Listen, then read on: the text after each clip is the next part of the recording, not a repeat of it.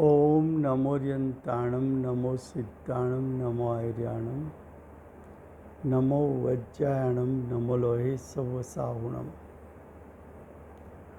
मंगलं भगवान् वीरो मंगलं गौतमो गणी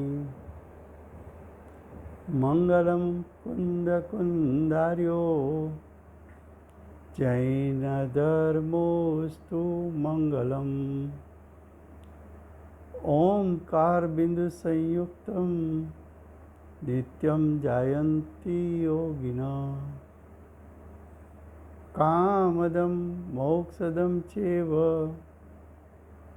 ओंकाराय नमो नमः। अहोपकार जिनवर्णो कुंदनो ध्वनि दिव्यनो जेन कुंद ध्वनि आप्या अहो आ गुरु काहननो। तुझ ज्ञान ध्यान नो रंग अमया दर्श रहो ओ शिव पद तक तुझ संग माता।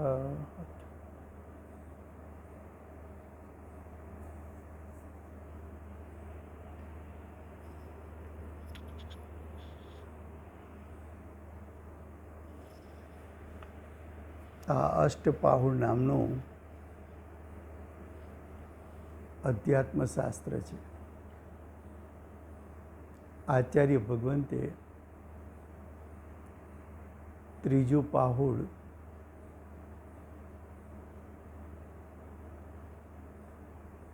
ચારિત્ર પાહુડની રચના કરી છે. આચાર્ય ભગવાન પ્રતિજ્ઞા કરીને ચારિત્ર પાહુડ માટે માંગલિક કરીને પ્રતિજ્ઞા કરે છે.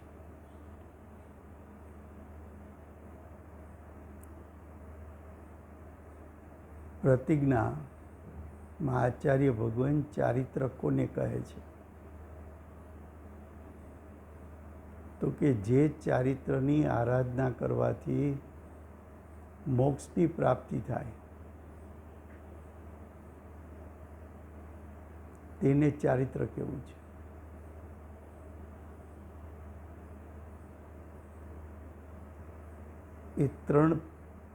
એ જે ચારિત્ર દશા છે બે પ્રકારની, સમ્યક ચરણ ચારિત્ર અને સંયમ ચરણ ચારિત્ર. એમાં વિષય ચાલે છે સમ્યક ચરણ ચારિત્ર. ગાથા 19 એનું હેડિંગ છે. હવે કહે છે કે સમ્યક દર્શન જ્ઞાન ચારિત્ર એ ત્રણ ભાવ, સમ્યક દર્શન જ્ઞાન ચારિત્ર એટલે મોક્ષ માર્ગ, સમ્યક દર્શન જ્ઞાન ચારિત્ર એટલે સમ્યક દર્શન શ્રદ્ધા ગુણનું પરિણામ, જ્ઞાન ગુણનું પરિણામ, ચારિત્ર ગુણનું પરિણામ. આ ત્રણ પરિણામ છે એક સાથે. ત્રણેય પરિણામ ઉત્પન્ન થયા છે જીવની સત્તામાં. ત્રણેય પરિણામ ઉત્પન્ન થયા છે જ્ઞાયક સ્વભાવના આશ્રયે. ત્રણેય પરિણામ ઉત્પન્ન થયા છે આત્માના શુદ્ધ સ્વભાવને અનુસરણ કરવાથી. આ ત્રણેય ભાવ પ્રગટ થયા છે આત્મ સ્વભાવનું લક્ષ થતા. આ ત્રણેય ગુણની આંશિક શુદ્ધતા છે. આવા ત્રણ ભાવ ક્યારે પ્રગટે?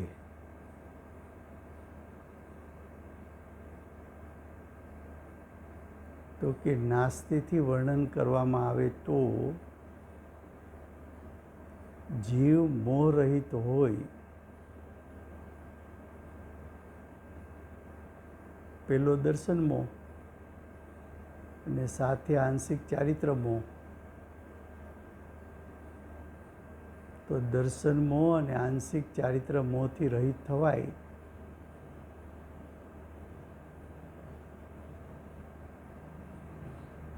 તેવું જે આચરણ કરે એટલે કે સમ્યક દર્શન જ્ઞાન ચારિત્રને પ્રગટ કરે તો શીઘ્ર એટલે અલ્પ ભવમાં,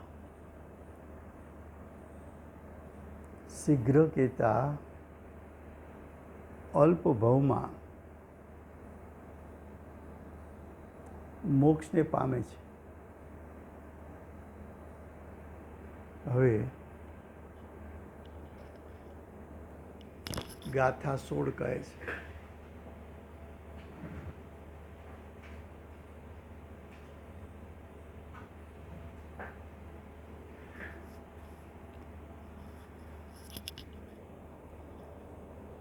હવે ગાથા 16 એના શબ્દો છે.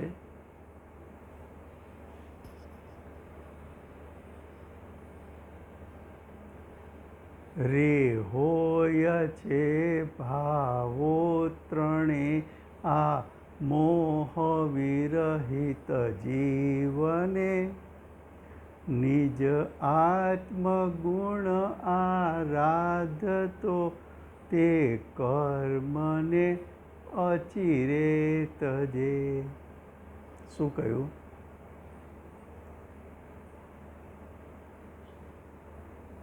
આ પૂર્વોક્ત સમ્યક દર્શન જ્ઞાન ચારિત્ર 3 ભાવ છે તે નિશ્ચયથી એટલે ખરેખર મોહ અર્થાત મિથ્યાત્વ રહિત એટલે દર્શન મોહ રહિત કયો કે મિથ્યાત્વ રહિત કયો કે વિપરીત અભિપ્રાય રહિત કયો,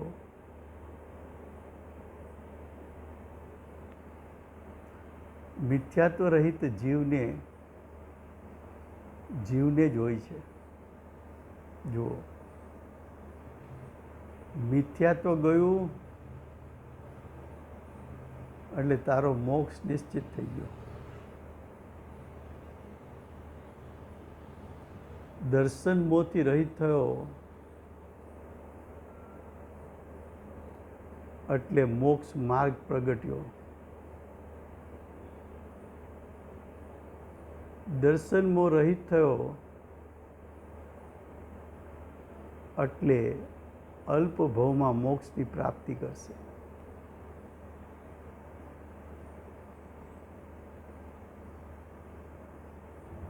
ફરીવાર આ પૂર્વોક્ત એટલે આગલી ગાથામાં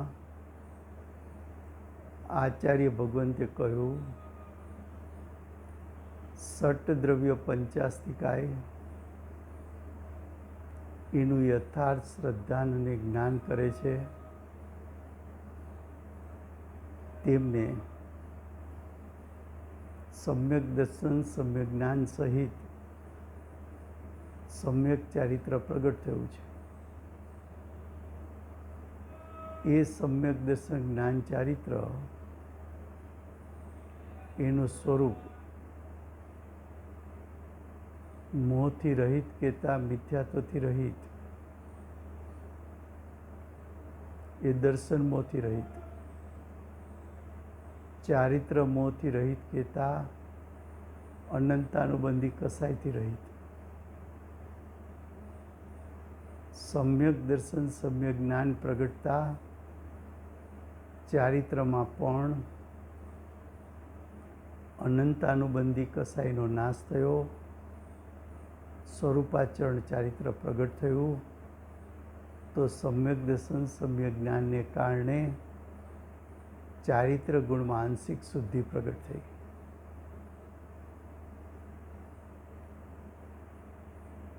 તો કે છે એવા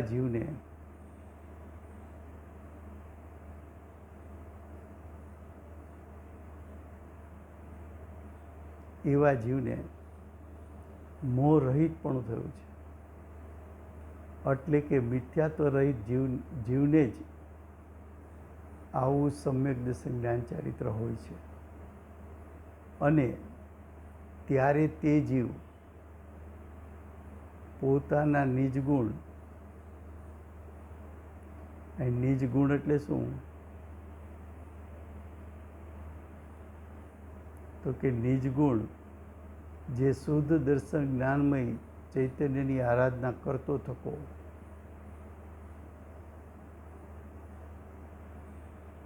અહીંયા નિજ ગુણ એટલે નિજ સ્વભાવ રૂપ પર્યાય.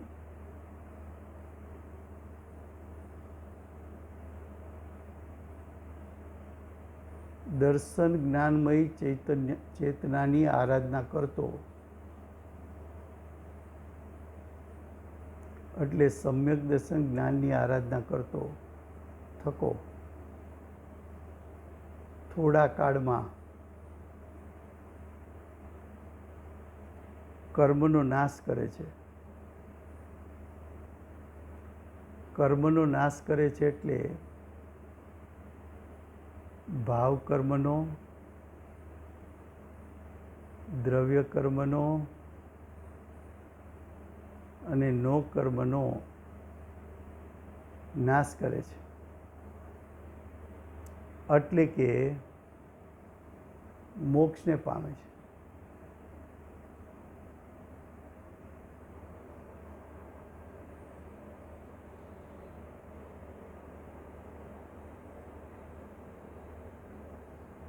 પૂર્વે કહેવાઈ ગયું છે, એકવાર સમ્યક દર્શન પ્રગટ થયું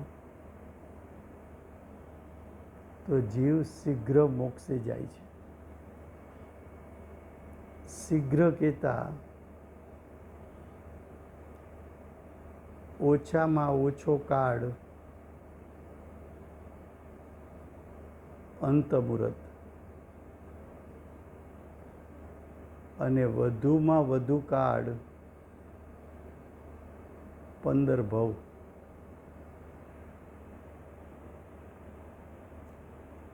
વધુમાં વધુ કાળ 15 ભવ.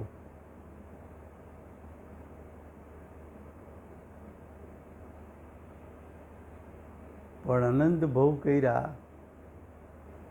એની સામે 15 ભવ અલ્પ ભવ છે, અલ્પકાળ છે.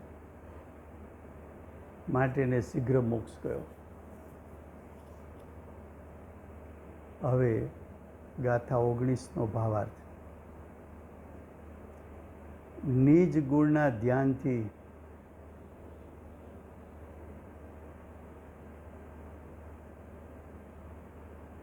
નિજ ગુણ, નિજ સ્વભાવ, નિજ સ્વભાવના ધ્યાનથી તુરત જ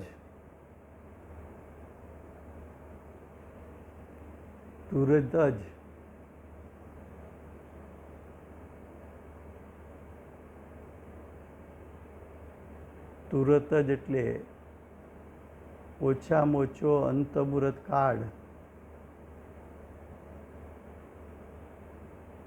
અને વધારેમાં વધારે 15 ભવ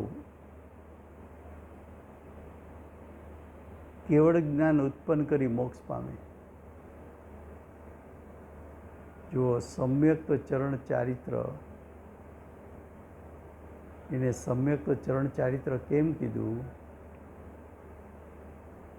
તો કે સમ્યક દર્શન સહિત જ આચરણ હોય.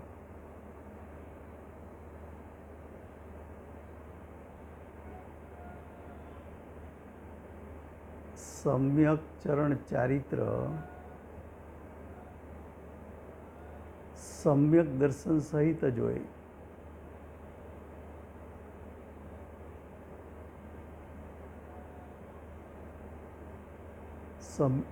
સમ્યક ચરણ ચારિત્ર એટલા માટે કહ્યું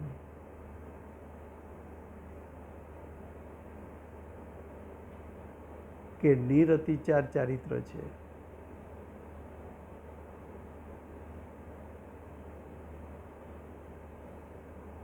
સમ્યક ચરણ ચારિત્ર એટલા માટે કીધું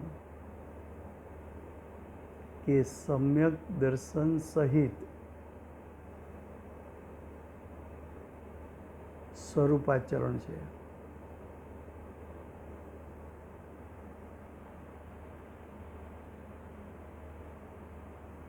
હવે ગાથા 20. આચાર્ય ભગવંતે 5મી ગાથાથી સમ્યક ચરણ ચારિત્રની વાત શરૂ કરી હતી. 5મી ગાથામાં આચાર્ય ભગવંતે ચારિત્રના 2 ભેદ શરૂ કર્યા હતા. 19 ગાથા સુધી એ વાત સમજાવી. હવે જે વાત સમજાવી એનું સંક્ષિપ્ત કથન, એટલે કે અત્યાર સુધી જે કહ્યું એનું સમાપન કરવા માટે 20 ગાથાથી આચાર્ય ભગવાન શરૂ કરે છે. 20 ગાથામાં કહે છે. 21 ગાથામાંથી સંયમ ચરણ ચારિત્ર કહેશે.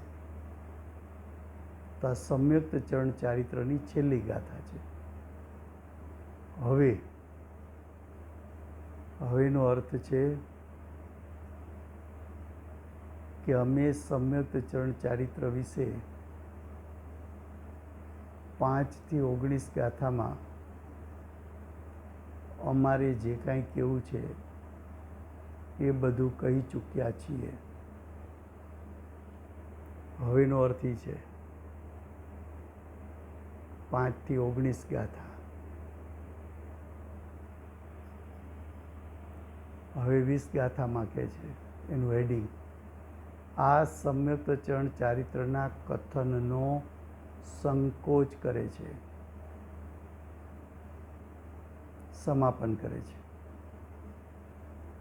અથવા અત્યાર સુધી કરેલો જે વિસ્તાર છે એને ટૂંકમાં કહે છે. ગાથા 20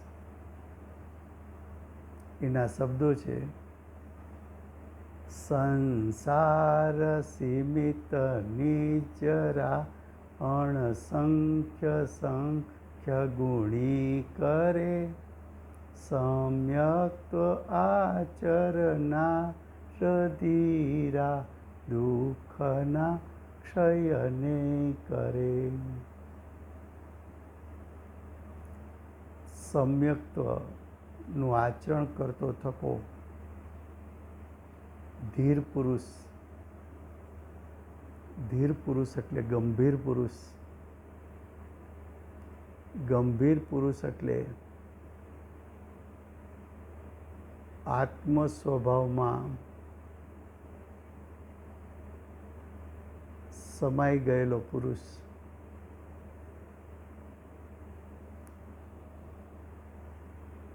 ગંભીર પુરુષ એટલે સ્વભાવમાં સ્થિરતા પામેલો જીવ.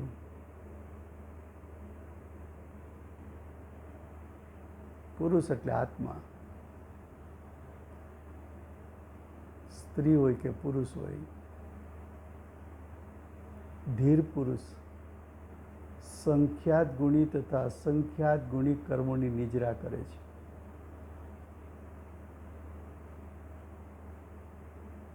શું કહે છે? સમ્યક્ત્વનું આચરણ કરતો થકો. સમ્યક દર્શન જ્ઞાન પ્રગટ થયા, દ્રષ્ટિ જ્ઞાયક ઉપરથી ખસતી નથી ને દ્રષ્ટિ જ્ઞાયક ઉપરથી ખસતી નથી. એ દ્રષ્ટિએ જ્ઞાન ઉપયોગનો દોર પોતાના હાથમાં રાખેલો છે. દ્રષ્ટિ સ્વભાવથી ખસતી નથી. એ દ્રષ્ટિ, એ રુચિ, એ સ્વભાવની રુચિ જ્ઞાન ઉપયોગને બહારથી સમેટીને જ્ઞાયક સન્મુખ કરીને જ્ઞાયકમાં સ્થિરતા કરીને જ્ઞાયકમાં લવલીન થઈને જ્ઞાયકને ગ્રહીને જ્ઞાયકને લપેટીને જ્ઞાયકને વીંટળાઈને ધીર ગંભીર થઈને સ્વભાવમાં સ્થાપિત થઈને જે આચરણ પ્રગટ થાય છે, જે ચારિત્ર દશાની શુદ્ધતા પ્રગટ થાય છે, એ શુદ્ધતાના નિમિત્તે સત્તામાં પડેલા કર્મો એની ગુણ શ્રેણી નિજરા થાય છે. આ ગુણ શ્રેણી નિજરા સંખ્યાત ગુણી કે અસંખ્યાત ગુણી થતી આવે છે. કર્મોની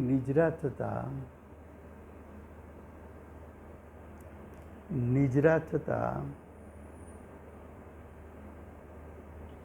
સર્વઘાતી પ્રકૃતિ દેશઘાતીમાં પરિવર્તિત થઈ.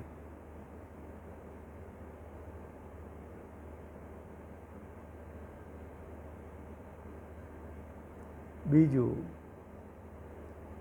સત્તાના કર્મો એની સ્થિતિ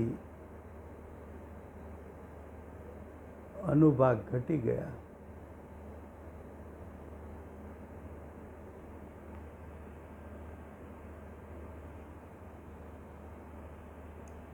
અનુભાગ ઘટી ગયા.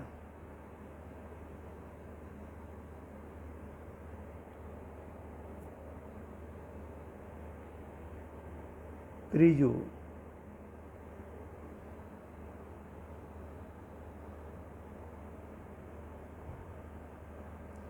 કર્મોની શક્તિ હીન થઈ ગઈ.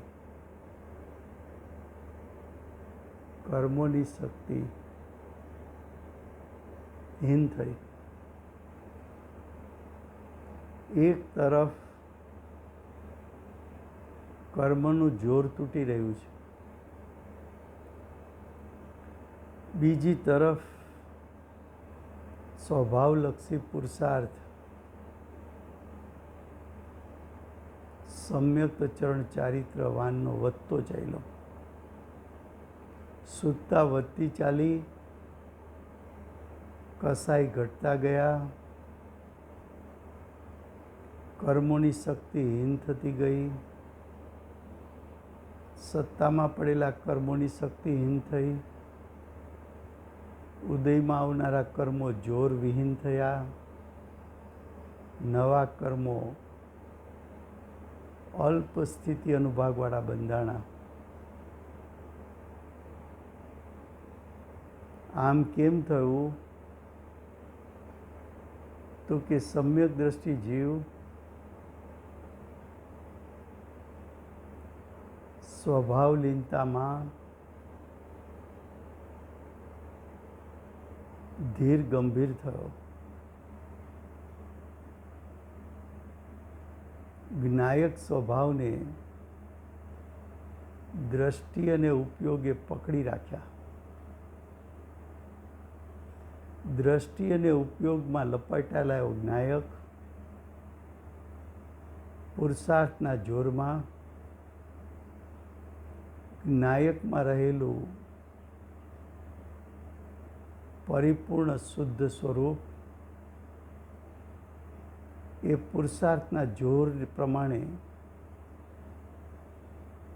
શક્તિ રૂપે રહેલી શુદ્ધતા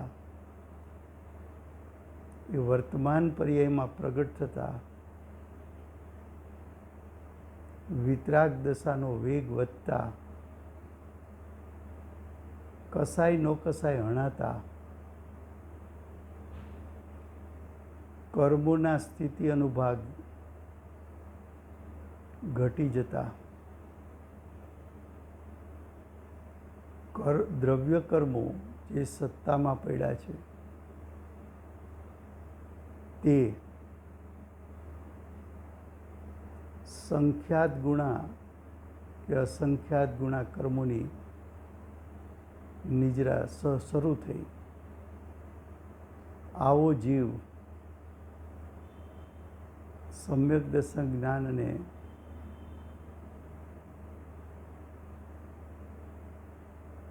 સમ્યક ચરણ ચારિત્રવાન હોવાથી શીઘ્ર મોક્ષે જશે અને કર્મોના ઉદયથી ઉત્પન્ન થતા દુઃખોનો નાશ કરે છે. સંસારી જીવો પાસે મેરુ પર્વત જેટલા પૂર્વે બંધાયેલા કર્મો જે સત્તામાં હતા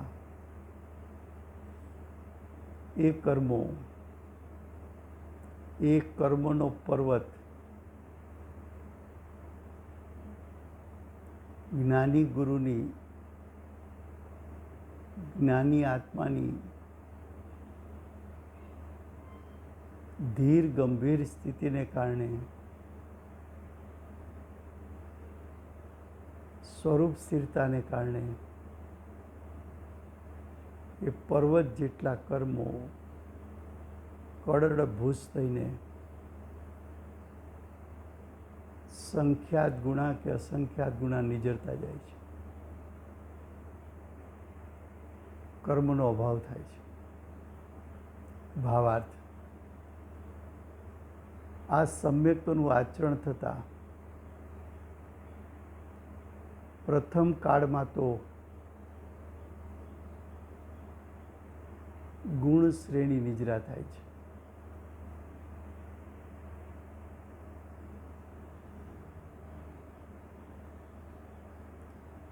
જો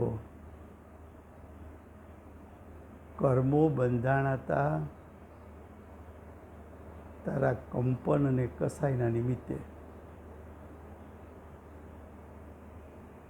હવે તું નિષ્કમ થતો જાય છે. નિષ્કમ થતો જાય છે અને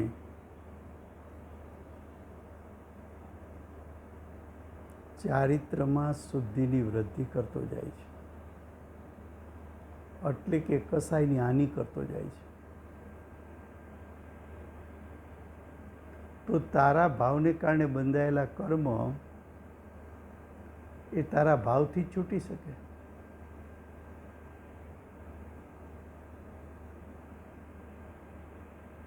ગુણશ્રેણી નિજરા થાય છે. તે અસંખ્યાતના ગુણાકાર રૂપ છે. ત્યારબાદ જ્યાં સુધી સંયમનું આચરણ ન થાય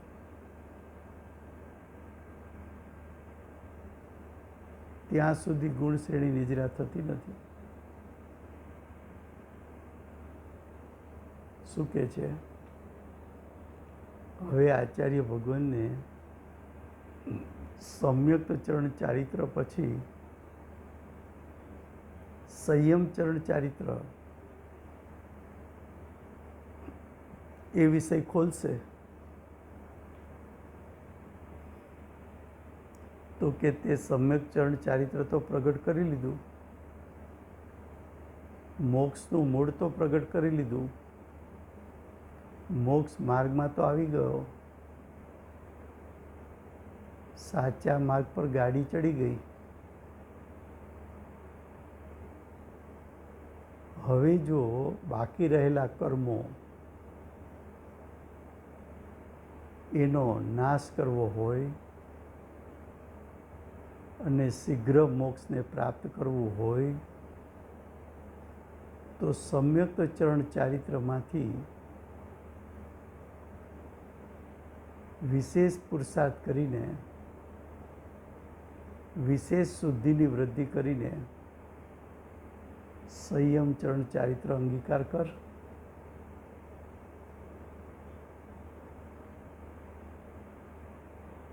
ગાથા 20 સુધી સમ્યક્ત ચરણ ચારિત્રનું વર્ણન કરવું છે. 21 ગાથાથી સંયમ ચરણ ચારિત્રનું વર્ણન કરવું છે. તો આ 20 ગાથા આગામી ગાથાને જોડવા માટે ને પૂર્વની 5 થી 19 ગાથામાં જે કાંઈ કહ્યું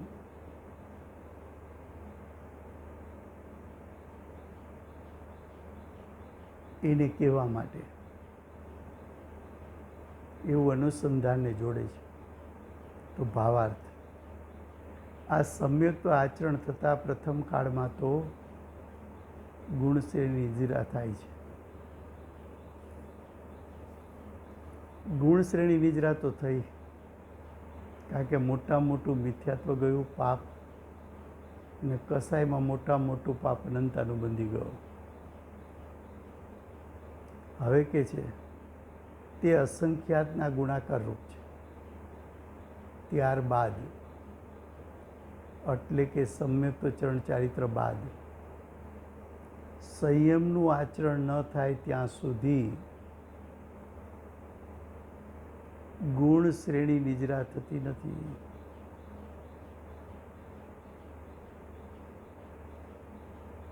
ત્યાં નિજરા સંખ્યાતના ગુણાકાર રૂપ હોય છે. તેથી સંખ્યાત ગુણ અને અસંખ્યાત ગુણ એ પ્રમાણે બંને વચન કયા.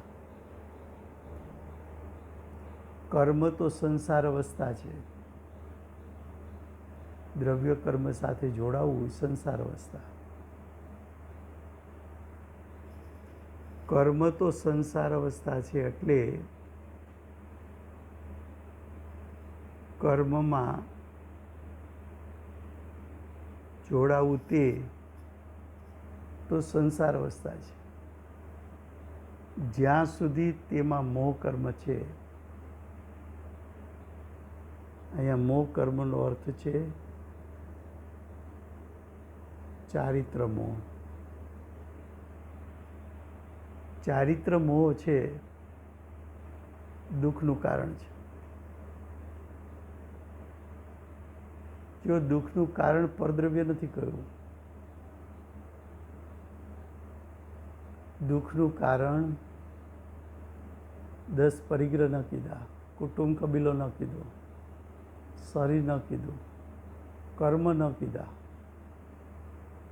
પણ પોતાની દશામાં ઉત્પન્ન થતો મોહ એ દુઃખનું કારણ છે. તેમાં મિથ્યાત્વ કર્મ પ્રધાન છે. જો મોહનીય લ્યો તો મોહનીયના પ્રકાર 2.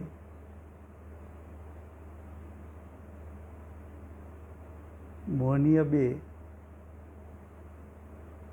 દર્શન મોહ, ચારિત્ર મોહ. દર્શન મોહને મુખ્ય કેમ કીધો? તો કે દર્શન મોહનું ફળ અનંત સંસાર છે.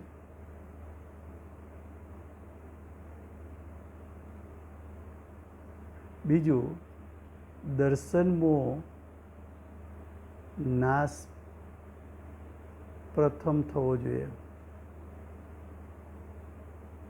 નહીતર ચારિત્ર મોહનો નાશ કરી શકાતો નથી.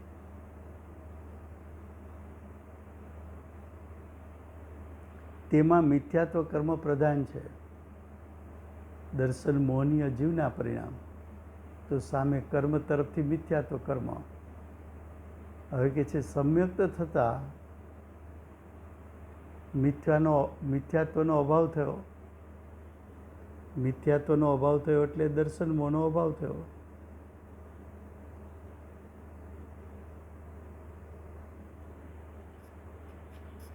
અને ચારિત્ર મોહ દુઃખનું કારણ છે. ચારિત્ર મોહ છે તો દુઃખનું કારણ. પણ ચારિત્ર મોહથી અનંત સંસાર થઈ શકતો નથી. હવે કે છે એ પણ જ્યાં સુધી છે ત્યાં સુધી તેની નિદ્રા કરે છે. ચારિત્ર મોહ દુઃખનું કારણ છે. એ છે ત્યાં સુધી નિદ્રા ન થાય, એનો નાશ કરે તો નિદ્રા થાય. આ પ્રમાણે અનુક્રમે દુઃખનો ક્ષય થાય છે. પેલા દર્શનમાં જાય, પછી ચારિત્રમાં જાય. હવે કે છે સંયમાચરણ થતાં સર્વ દુઃખોનો ક્ષય થશે જ. દર્શનમાં નાશ થયો તો આંશિક દુઃખ ગયું, ચારિત્રમોનો નાશ થયો તો પરિપૂર્ણ દુઃખનો નાશ થયો.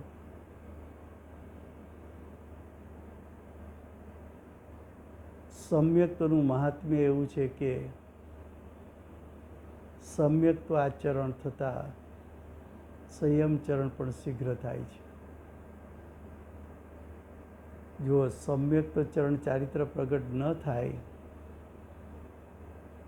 તો સંયમાચરણ ચારિત્ર આવી શકતું નથી. પૂજ્ય ગુરુદેવના કાળમાં શ્વેતાંબર મતમાંથી એમ કહેવાતું કે તમારું સમ્યક દર્શન ઊંચું ને અમારું ચારિત્ર ઊંચું. પણ સમ્યક દર્શન વગર ચારિત્ર હોય જ નહીં. સમ્યક દર્શન પ્રગટ થાય ત્યારે જ સ્વરૂપાચરણ ચારિત્ર પ્રગટે. સમ્યક દર્શન પ્રગટે ત્યારે જ સમ્યક ચરણ ચારિત્ર પ્રગટે. પછી ચારિત્રની વિશેષ શુદ્ધિ થાય તો મુનિપણું આવે. સમ્યક દર્શન પ્રગટ ન કર્યું તો સંયમ શેનો, મુનિપણું શેનું? એ તો મોક્ષ માર્ગનો ક્રમભંગ થઈ ગયો. અને મોક્ષ માર્ગનો ક્રમભંગ થાય તો એ તો વિપરીત અભિપ્રાય થયો. વિપરીત અભિપ્રાય થયો તો એ તો મિથ્યાત્વનું પોષણ છે. તેથી સમ્યક્ત્વને મોક્ષ માર્ગમાં પ્રધાન જાણી તેનું જ વર્ણન પહેલાં કર્યું છે. મોક્ષ માર્ગનું વર્ણન દર્શન પાઉડમાં આચાર્ય ભગવાન પ્રથમ પાઉડમાં જ કહી ગયા કે મોક્ષનું મૂળ તો સમ્યક દર્શન છે, ધર્મનું મૂળ તો સમ્યક દર્શન છે. સમ્યક દર્શન હોય તો જ્ઞાન સમ્યક કહેવાય, સમ્યક દર્શન હોય તો ચારિત્ર સમ્યક કહેવાય, સમ્યક દર્શન હોય તો તપ સમ્યક કહેવાય, સમ્યક દર્શન હોય તો ધ્યાન સમ્યક કહેવાય. ક્રમ મુજબ, ચારિત્રના ક્રમ મુજબ ચારિત્રની 4 સ્થિતિમાં પહેલી સ્થિતિ કઈ, બીજી સ્થિતિ કઈ, ત્રીજી કઈ ને ચોથી કઈ, એનો ક્રમ જિનેન્દ્ર ભગવાને બતાવ્યો છે. એ ક્રમ મુજબનું આચરણ 3 ક્રમ સુધીનું આચરણ કુંદકુંદાચાર્ય દેવે પ્રગટ કર્યું છે. ગુરુદેવ માતાજીએ પ્રથમ પ્રકાર સમ્યક ચરણ ચારિત્ર પ્રગટ કર્યું છે. તો કે છે તેથી સમ્યક્ત્વનો મોક્ષ માર્ગમાં પ્રધાન જાણી તેનું જ વર્ણન પહેલાં કર્યું છે. તો અહીંયા સમ્યક ચરણ ચારિત્ર એ વિષય પૂરો થાય છે. 20 ગાથાથી આચાર્ય ભગવાન સંયમચરણ ચારિત્ર પ્રગટ કરશે. તો એ સ્વાધ્યાય આપણે નેક્સ્ટ સ્વાધ્યાયથી શરૂ કરશું. એટલે એક સાથે લિંગપૂર્વક કહી શકાય. યથાખ્યાત ચારિત્ર ધારણ કરનાર શ્રી સિમંદર ભગવાનનો જય હો. સકલ ચારિત્રના ધારક શ્રી કુંકુંદાચાર્ય દેવનો જય હો. સમ્યક ચરણ ચારિત્રને ધરનાર પરમ કૃપાળુ શ્રી સદગુરુ દેવનો જય હો. સમ્યક ચારિત્ર પ્રગટ કરનાર પ્રસમમૂર્તિ ભગવતી માતનો જય હો. અષ્ટ જીનવાણી માતનો જય હો. પરમ દિગંબર જૈન ધર્મનો જય.